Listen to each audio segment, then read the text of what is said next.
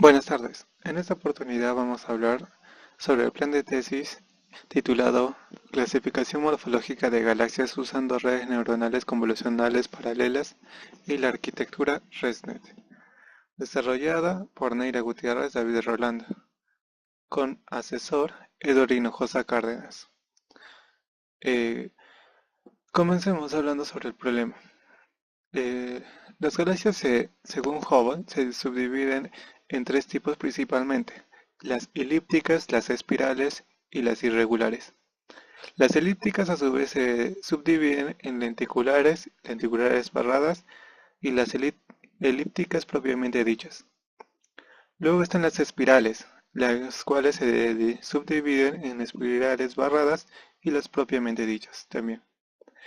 Y por último, las irregulares, las cuales se subdividen en irregulares barradas, amorfas y las propiamente dichas. Aún así, se puede clasificar de una nueva forma por la cantidad de cuerpos celestes que contenga, ya sean normales, mayores o enanas. En este caso solamente vamos a hablar sobre la clasificación morfológica, según su forma de cómo son las galaxias. En el presente gráfico vemos en la parte izquierda las galaxias elípticas. En la parte del medio vemos las galaxias espirales. Y por último vemos a las galaxias irregulares, las que no contienen una forma exacta. Ahora, esto nos cabe a preguntar, pero ¿por qué vamos a estudiar este tema? Por los avances tecnológicos se sabe que la tecnología va avanzando a grandes pasos en los últimos años. Por ende, el hardware que se utiliza para tomar estas fotos cada año va ampliando la distancia máxima a la que puede llegar a tomar fotos. Por lo tanto, eso genera una gran variedad adicional de galaxias que se puedan tomar fotos según los telescopios que se tiene actualmente en la Tierra. Ahora, si es que vemos como un radio en una esfera, sería la cantidad total de fotos que podríamos almacenar. Pero si se amplía esto a unos cuantos kilómetros adicionales o millas, se tiene en cuenta que el rango de esta esfera va a crecer y va a ser mucho mayor. Entonces el área que dentro de el volumen total dentro de esta esfera va a concentrar mucha mayor cantidad de galaxias y por ende el número de galaxias a las cuales se puede acceder va a ser mucho mayor. Entonces, si es que dejamos que todas estas galaxias sean procesadas por un especialista, ya sea un astrónomo, entonces no se van a ser demasiadas imágenes las cuales esta persona deba de clasificar. Es por ello que nace la pregunta de cómo se puede clasificar de una mejor forma y que lo haga esto un sistema inteligente. Es por ello que gracias a la computación se le brinda la inteligencia artificial para poder clasificar las galaxias en distintos tipos. Pero ¿para qué vamos a clasificar las galaxias? Las galaxias se clasifican mayormente para entender cómo son sus estructuras y sus fenómenos internos. De ese modo, sabríamos qué es lo que va a pasar con nuestra propia galaxia en este momento. Si entendemos cómo funcionan las demás, entonces entenderíamos mucho mejor cómo funciona la nuestra. Ese sería el primer punto a tratar. Ahora, hay varios artículos e investigaciones sobre este tema, el cual es clasificación morfológica de las galaxias. En este caso vamos a presentar uno, el cual fue desarrollado el año pasado, y el cual nos dice sobre Deep Galaxy Classification of Galaxies Based on Deep Convolutional Neural Network. Justamente en este paper habla sobre los tipos de galaxias en las cuales se puede clasificar según su morfología y cómo se subdividen en los grupos y los subgrupos, los cuales hace un momento ya hablé. También nos da la referencia sobre SDSS, el cual es Sloan Digital Sky Survey, el cual nos proporciona una base de datos, un dataset que contiene una gran cantidad de imágenes. Al mismo tiempo también nos habla sobre cómo eh, están una nueva arquitectura, o bueno, una nueva almacenamiento que nos proporciona un dataset, el cual es Galaxy Zoo. Eh, También nos brinda información de por qué se utilizan o cuáles son las diferencias en cuanto ha habido de la arquitectura que se está utilizando para la inteligencia artificial y cuál es la que nos da mayor arraigo a tener una mejor clasificación de estas mismas.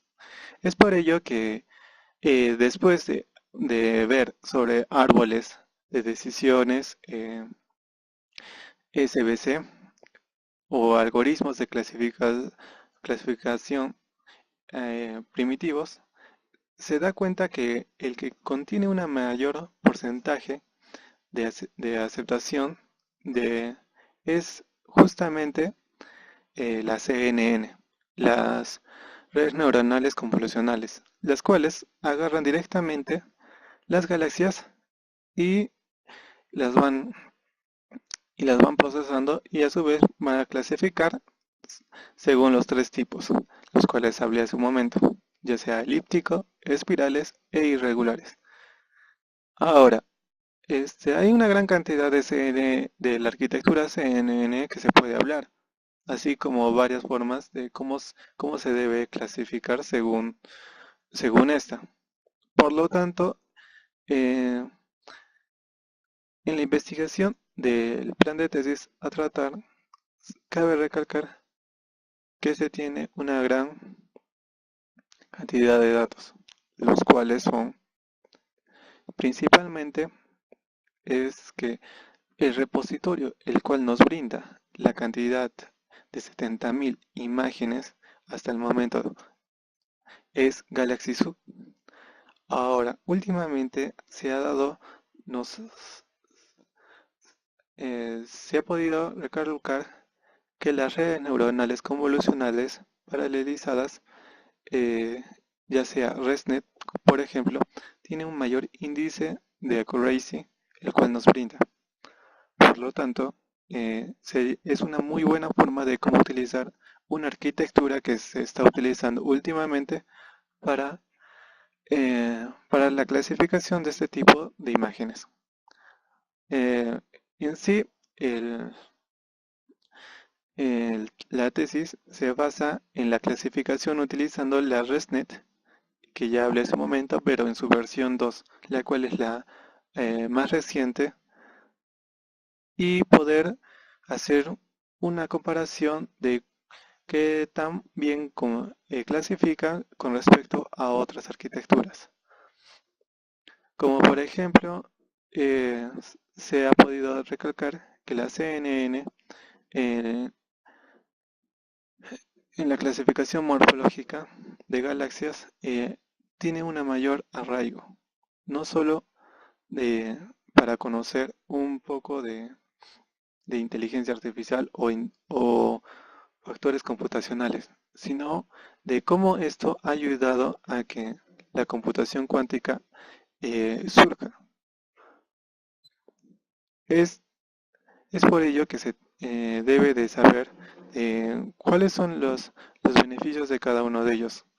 En el paper Galaxy Morphology Classification, este, nos brinda justamente eh, lo que se esperaría utilizando algunos métodos de clasificación, ya sea el SVM, el KNN de los vecinos más cercanos o el de los árboles, utilizando un kernel, para búsqueda y un bosque aleatorio. También árboles de decisiones y clasificación utilizando AdaBoost.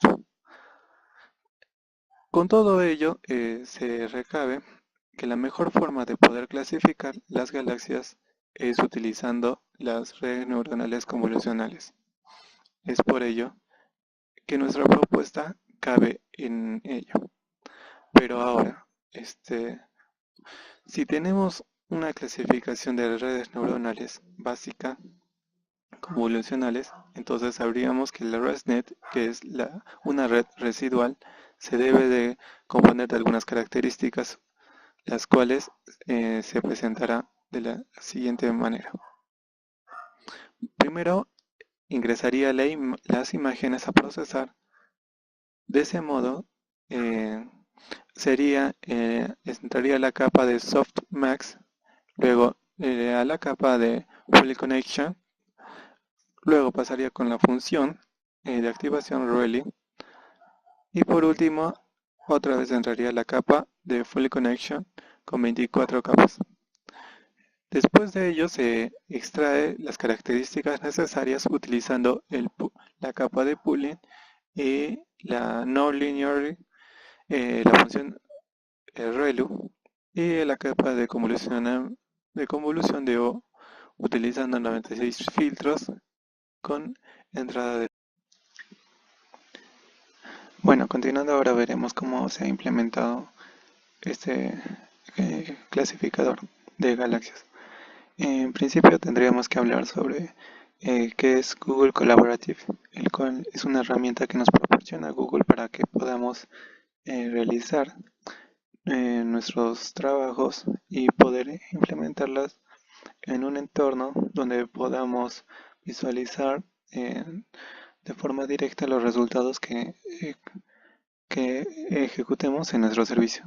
En este caso, Google Collaborative lo he utilizado para poder ejecutar mis trabajos que están realizados en Python en su versión 3 y gracias a Google Collaborative ellos me brindan una gran gama de acciones las cuales me ayuda a poder mejorar esto.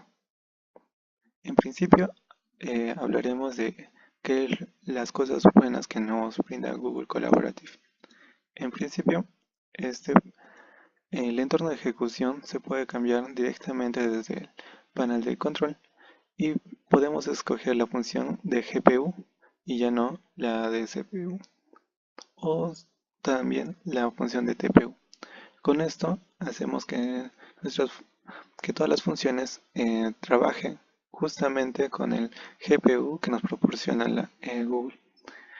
Google nos ofrece el supercomputador Tesla 80, el cual es un supercomputador muy bueno, tiene una gran tecnología, además que es muy rápido y eficiente.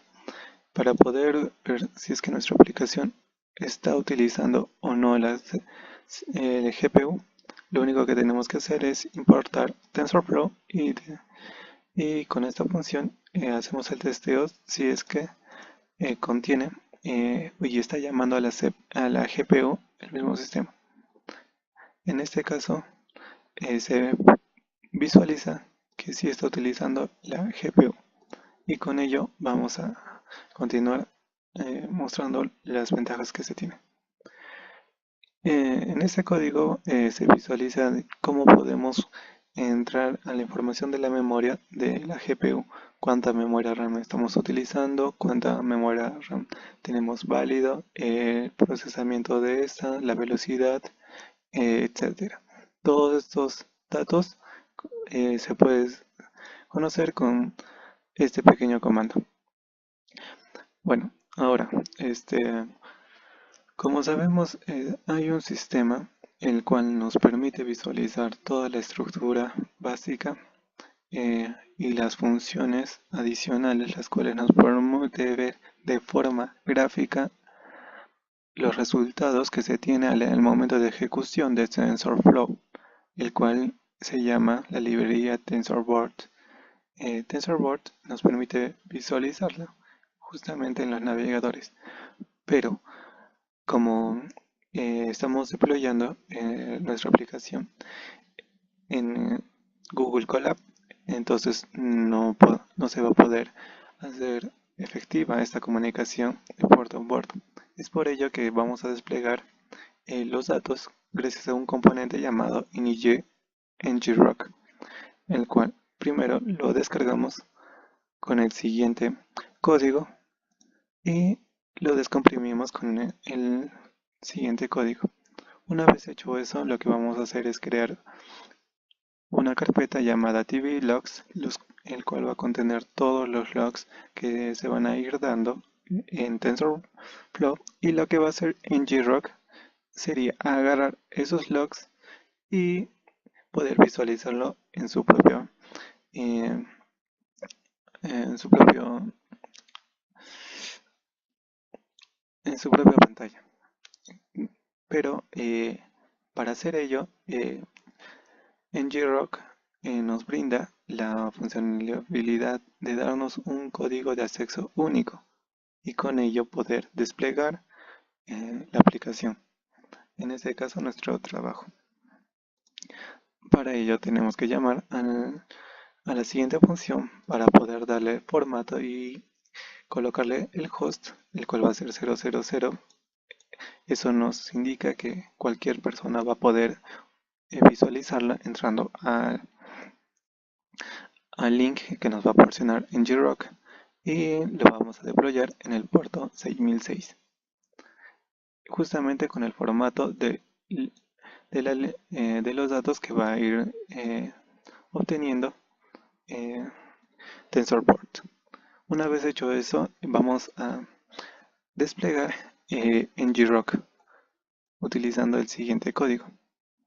Con esto lo que va a hacer es, va a permitir que ngrok nos dé un túnel por el cual vamos a conectarnos peer-to-peer entre Google Colab y ngrok para poder pasar información que vamos a contener dentro de la carpeta logdir, el cual sería tvlogs, y con ello se va a poder visualizar todos los datos que nosotros hemos obtenido por cada epoch que ha ocurrido.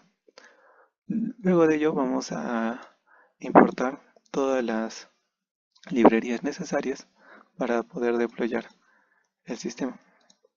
Le colocamos el batch, el número de clases, los epoch y conjuntamente el número de columnas y el número de filas.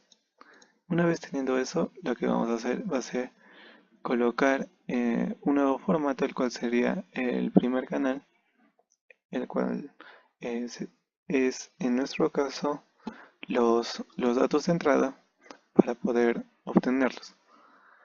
Luego testeamos y cambiamos cada uno de los datos por coma flotante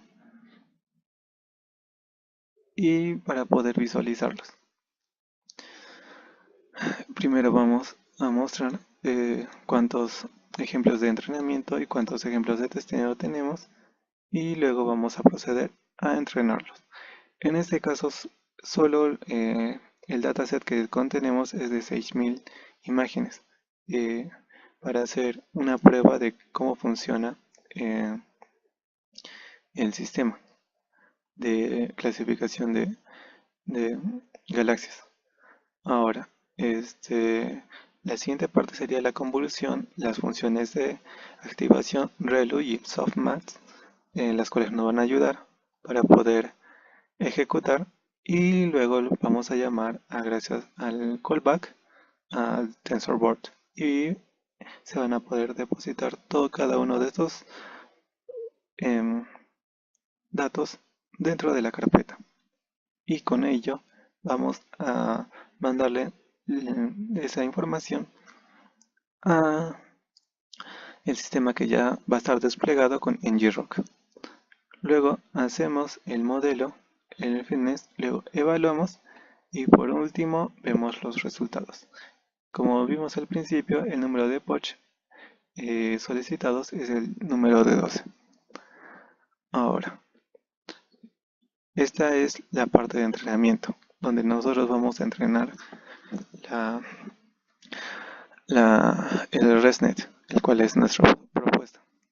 Primero vamos a importar el ResNet en su versión 2, el cual es la siguiente. Para el ResNet en su versión 2, vamos a importar TensorFlow y ResNet Utils. ResNet Utils es una librería que se ha creado propiamente, la cual son las funciones necesarias para poder empaquetar y tener las funcionalidades de, del ResNet, ya sea como la clase de bloque, para el cual va a contener todos los datos que nosotros vamos a ir teniendo.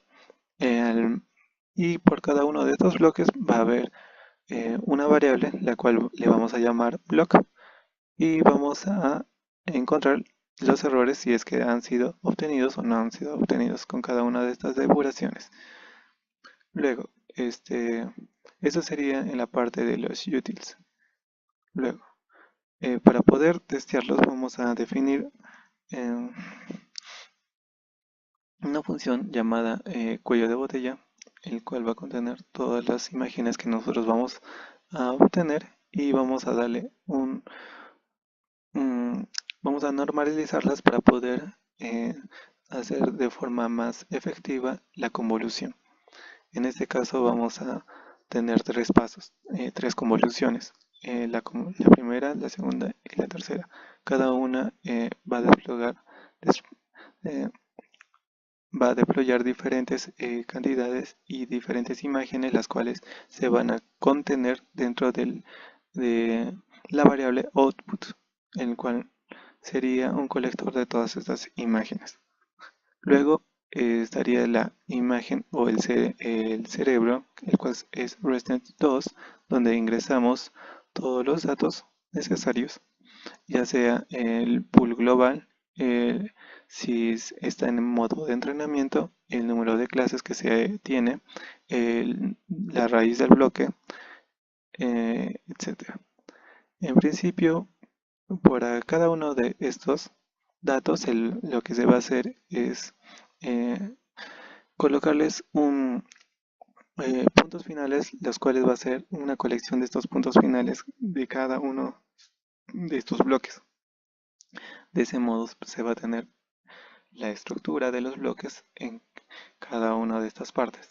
Pero para ello vamos a necesitar crear una raíz del bloque, de cada uno de los bloques que se ha creado.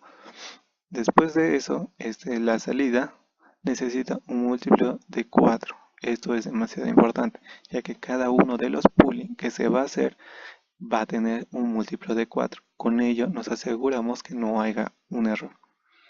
Luego sacamos el promedio global de cada pool y por último convertimos la colección de los puntos finales de los endpoints que se colocó hace un momento para poder setearlos y poder guardarlos. Luego, en este caso vamos a hacer el ResNet 2 26.2. Esto quiere decir que las imágenes se van a ir convolucionando hasta llegar hasta un tamaño de 26, lo cual nos va a permitir tener un acceso mucho más fiable mediante el cuello de botella, el cual va a ir generando poco a poco estas cantidades y estas imágenes. Con ello vamos a obtener la cantidad vamos a computar la parte perdida con estos pequeños códigos y utilizando obviamente la función de softmax, y luego vamos a computar la calidad de la predicción que se ha tenido, en este caso la accuracy. Luego el número de predicciones correctas que se ha tenido para poder tener la matriz de evaluación y una optimización para ver en qué grados se ha tenido. Esto todavía es un adicional, pero todavía no sería para poder mejorar la forma de cómo predice nuestro sistema. Ahora, eh, eh, obtenemos nuestros datos directamente de la PC donde se está ejecutando. En este caso, sería en el drive donde se está localizando toda esta información. Eh, Luego, separamos los archivos ya sean de entrenamiento o de testeo en cada una de estas directorios y colocándoles un archivo separado por comas, un vector separado por comas llamados entrenamiento y de testeo para poder saber cuáles son los nombres de cada una de estas imágenes. Luego, creamos adicionalmente dos directorios, los cuales van a contener los logs que se va a obtener del entrenamiento y del testeo. Una vez hecho eso, lo único que vamos a hacer, vamos a pasar el batch, vamos a leer cada una de las galaxias uno por uno. Eso sería un análisis como del cuello de botella, pero eh, haciendo un preprocesamiento antes que se pueda realizar este cuello de botella. Luego guardamos la información en cada una de estas partes, utilizamos variables globales, las cuales van a contener cada una de estas, las coordenadas, las cuales va a contener, va a sacar el punto donde se encuentra con mayor precisión la galaxia y lo vamos a recortar. Con ello perdemos ruido de la imagen y perdemos aspectos los cuales no ayudarían para el correcto desempeño de la clasificación. Luego pasaríamos a la última parte, la cual sería el testing. En el testing tenemos que darnos cuenta de cuáles son las clases. En este caso, nosotros tenemos 5 clases.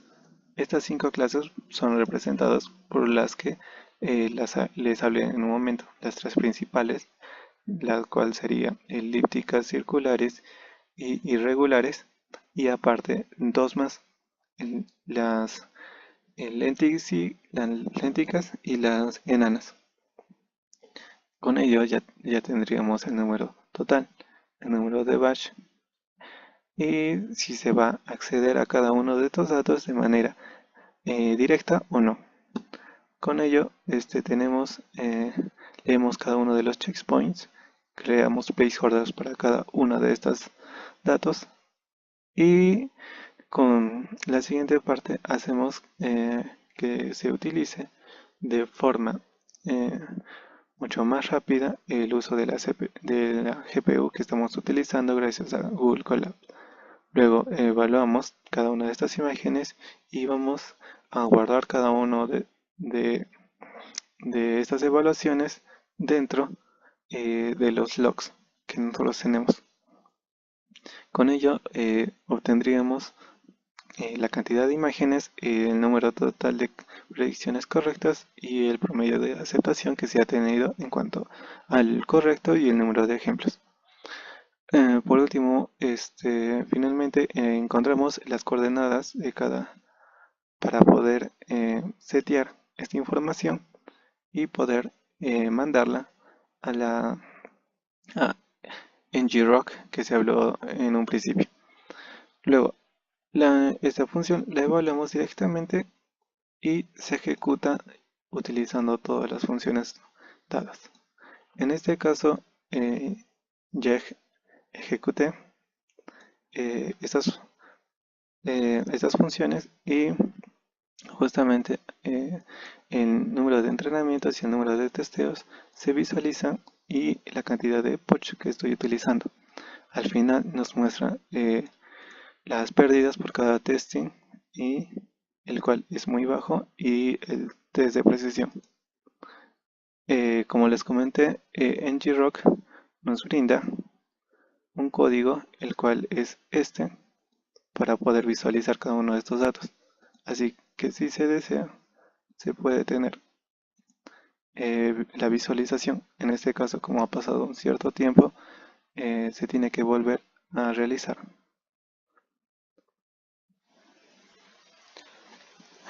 Bueno, ejecutando nuevamente por algunos errores de configuración, este nos proporciona justamente el enlace donde se va a configurar estos datos. En este caso, nos genera un nuevo enlace para poder visualizarlo. En principio, como todavía no se tiene eh, un epoch totalmente resuelto, ahora ya recién se puede tener. Entonces, lo único que hacemos es esperar hasta que se visualice cada una de estas partes.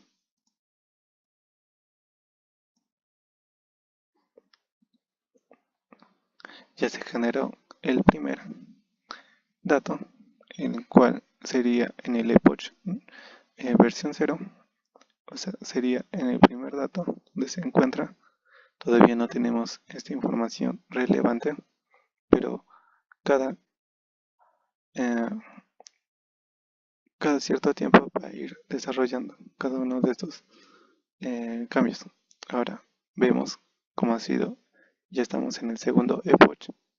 Justamente todo esto lo trabaja eh, directamente y saca cada uno de estos epoch. Ahora ya terminó el tercer epoch, ya que la cantidad de testeo es demasiado mínima a comparación de todo el campo, el cual es 70.000 imágenes. En este momento estamos utilizando solo 6.000. Y una vez terminada eso, la base de datos, el dataset de los logs que se tiene, se va a configurar automáticamente y se refrescará la imagen. Con ello ya obtendríamos el tercer valor que ya se ha tenido. Como vemos, ya estamos viendo la curva, la cual va a ser logarítmica, y con ello ver a cuánto se está aproximando y cuándo va a ser su radio y su versión, su accuracy por cada uno de estos. La velocidad con la que ejecuta va generalmente de 9 segundos. Al principio se demora más ya que va a deployar todos estos datos dentro del log y eso va a permitir que se cree el código para poder ingresar a TensorBoard, pero gracias a ngrok. Y después lo único que se va a tener que hacer es esperar poco a poco. Ahora, el porcentaje total en comparación de todas las imágenes que se debe de hacer es solo el 10%. Lo hago esto para fines de poder visualizar los resultados con una mejor precisión.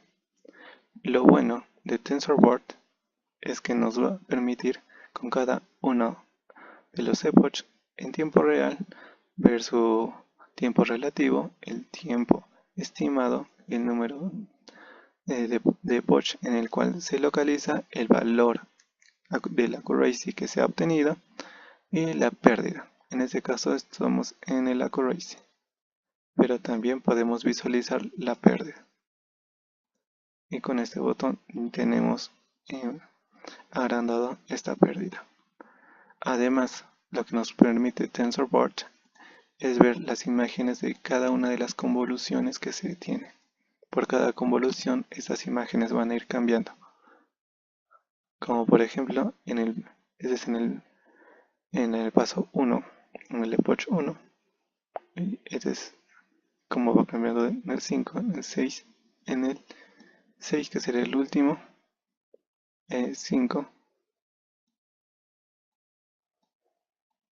y el cambio en los tonos de cada una de estas imágenes.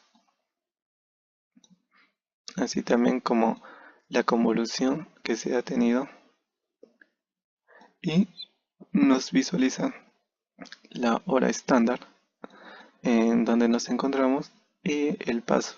Y en el epoch, que en este caso sería el séptimo, pero verdaderamente sería el octavo, ya que como comienza en 0, sería del 0 al 7, tendríamos 8 datos hasta ahora. Todos estos datos además nos brinda el gráfico. Este gráfico nos va a poder permitir visualizar cómo es la arquitectura interna de nuestros datos. En este caso vamos a agarrar la parte más inferior, en el cual sería el número de las convoluciones que yo le coloqué, la convolución, el entrenamiento, la gradiente y el número de convolución junto con el init. El init sería el valor inicial o el ID único que tenemos. Acá se visualiza la imagen con sus proporciones que se ha tenido y luego de una convolución a cuánto ha ido. ¿De acuerdo? Acá vemos la forma de cuántos tensors se ha tenido por cada uno de los pasos, el entrenamiento, los datos perdidos, la densidad que se tiene de estos datos y por último las funciones adicionales de transpuesta y de la gradiente y también como el reshape.